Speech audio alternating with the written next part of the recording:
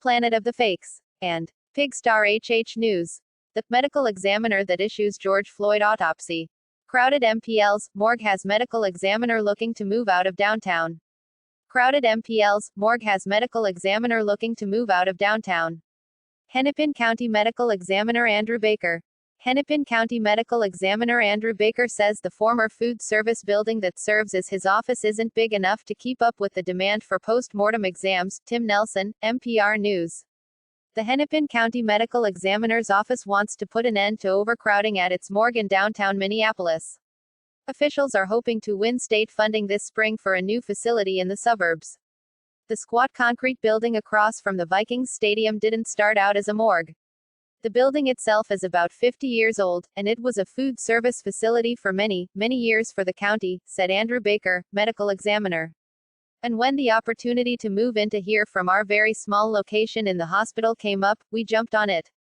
The basement already contained a giant walk-in refrigerator that could store human remains, the stock in trade of the medical examiner and his 35 doctors, investigators and staff.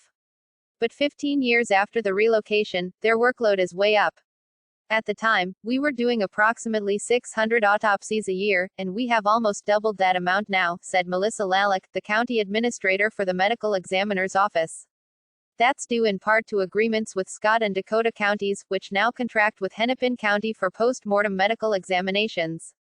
Officials say the population and the number of deaths that require investigation have outgrown the facility.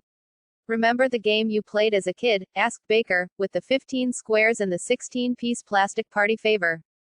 That's what it's like in there, trying to find the right body to release to the funeral director. Make no mistake, Baker and his staff take their task with solemn seriousness.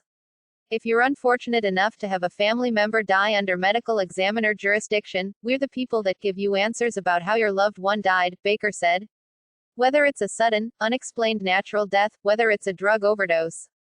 You know, God forbid it should even be a homicide, but all of those cases fall under our jurisdiction. And that's ultimately the reason Baker says he needs more room. Death investigations are high-stakes procedures, and where they happen matters. He said his office needs more room to accommodate not just remains but investigators and autopsies, to keep them up to industry standards. Baker said those standards, and accreditation by the National Association of Medical Examiners, give families and authorities confidence that they can quickly know what really happened when someone died.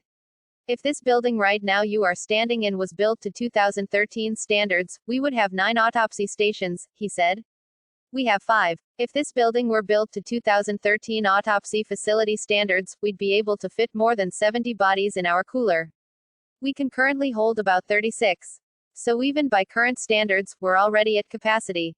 Obviously, the case volume we're going to have in 2040, we're going to be way below capacity. Officials are looking at about a $60 million project, including land, a facility, fixtures, furniture and equipment. The county is asking the state for $26 million in bonding of that this spring, about half the total.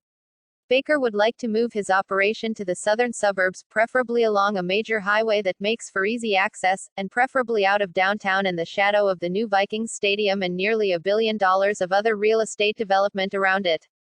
The stadium and associated development, he said, are going to affect our ability to do business and the ability of family members, coroners, funeral directors and law enforcement to reach us. The facility could be running by 2019. Go to www.amor-ica.com. We are the new umbrella. Share on Facebook.